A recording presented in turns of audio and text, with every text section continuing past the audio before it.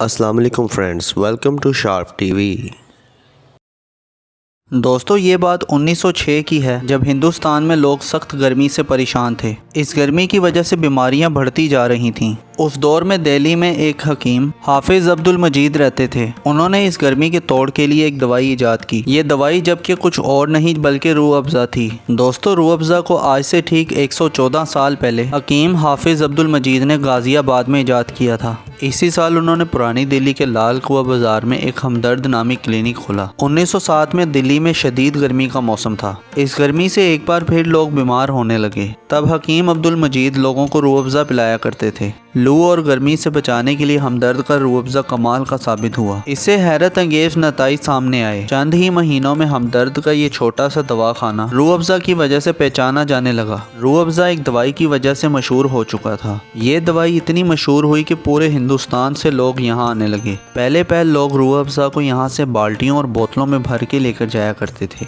روح افزا سے ترقی کرتے کرتے ہمدرد نے ایک کمپنی کا روپ دھار لیا۔ مسلمان اس شربت کو بہت پسند کرنے لگے۔ خاص طور پہ مسلمان روح افزا کو روزوں میں استعمال کیا کرتے تھے۔ ہمدرد کمپنی خاصی شہرت حاصل کر چکی تھی۔ اس کمپنی کے مالک حافظ عبد المجید کے 2 بیٹے تھے، ایک عبد الحمید اور دوسرے محمد سعید۔ یہ دونوں اپنے باپ کے ساتھ مل کر اس کاروبار کو چلانے لگے۔ یہ کمپنی روح افزا کا سیرپ تیار کرتی تھی جس کو لینے کے لیے لوگ برتنوں کو لے جاتے تھے۔ کمپنی چلتی رہی اور آخر کار حکیم حافظ عبد المجید وفات پا گئے۔ وقت گزرتا رہا اور پھر سال 1947 کا آیا۔ ملک بھی 2 حصوں میں بٹ گیا اور کمپنی بھی 2 حصوں میں بٹ گئی، یعنی ایک بھائی محمد سعید پاکستان چلے گئے اور انہوں نے کراچی میں ہمدرد کی شروعات کی، اور بڑے بیٹے عبد الحمید ہندوستان ہی رہ گئے اور اپنے کاروبار کو مزید آگے بڑھانے لگے۔ عبد الحمید کے 2 بیٹے ہو گئے، عبد المعید اور حماد احمد۔ 1948 میں کمپنی کی تمام تر ذمہ داریوں کو عبد المعید کے حوالے کر دیا گیا۔ شروعات میں کمپنی میں پروڈکشن کا کام سست تھا،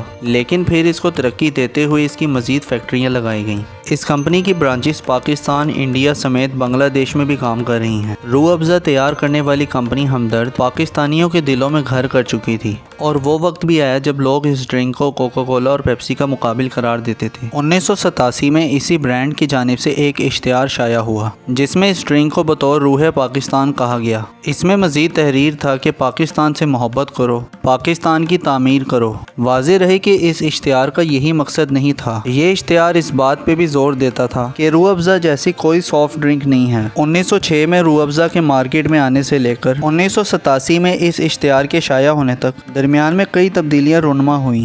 1979 میں پیپسی نے پاکستان میں قدم رکھا، جبکہ کوکا کولا 1953 سے ہی پاکستان میں موجود تھا۔ کوک 1987 کے ورلڈ کپ کی آفیشیل سافٹ ڈرنک تھی۔ 1990 کی دہائی کی شروعات سے پیپسی پاکستان کرکٹ کی اسپانسرشپ بن گئی، مگر روح افزا کو اس سے کوئی فرق نہ پڑا۔ دوستو 80 کی دہائی میں سرخ شربت بنانے والی کمپنیوں میں خاصی دشمنی پائی جاتی تھی، کیونکہ یہ سب روح افزا کی کاپی کر رہی تھیں، مگر روح افزا جیسا ذائقہ ان کے بس میں نہیں تھا، کیونکہ ہمدرد کمپنی کو اس کام میں تقریباً 80 سال سے زیادہ تجربہ ہو چکا تھا اور وہ اس کام میں تقریباً ماہر ہو چکے تھے۔ وقت گزرتا گیا اور سال 2012 آیا، اور اس سال 14 اگست بھی رمضان کے مہینے میں آیا۔ اس موقع پہ روح افزا نے بھرپور فائدہ اٹھایا اور اسی مناسبت سے انہوں نے ایک اشتہار شائع کروایا۔ اس طرح روح افزا کو کافی پذیرائی ملی۔ پاکستان کی طرح انڈیا میں بھی روح افزا کو کافی پسند کیا جاتا ہے۔ اس کا اندازہ اس بات سے لگایا جا سکتا ہے کہ سال 2019 میں روح افزا مارکیٹ سے ختم ہو گیا تھا۔ مارکیٹ میں اس ڈرنک کی کمی کمپنی کے مطابق بعض جڑی بوٹیوں کے عدم دستیابی کے باعث تھی۔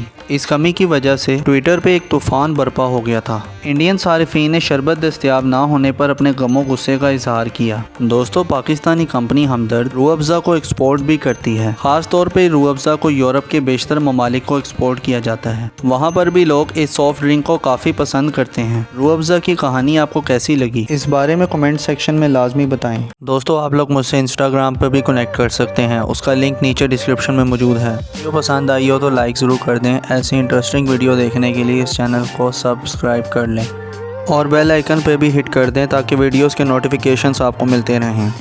اپنا بہت زیادہ خیال رکھیں۔ اللہ حافظ۔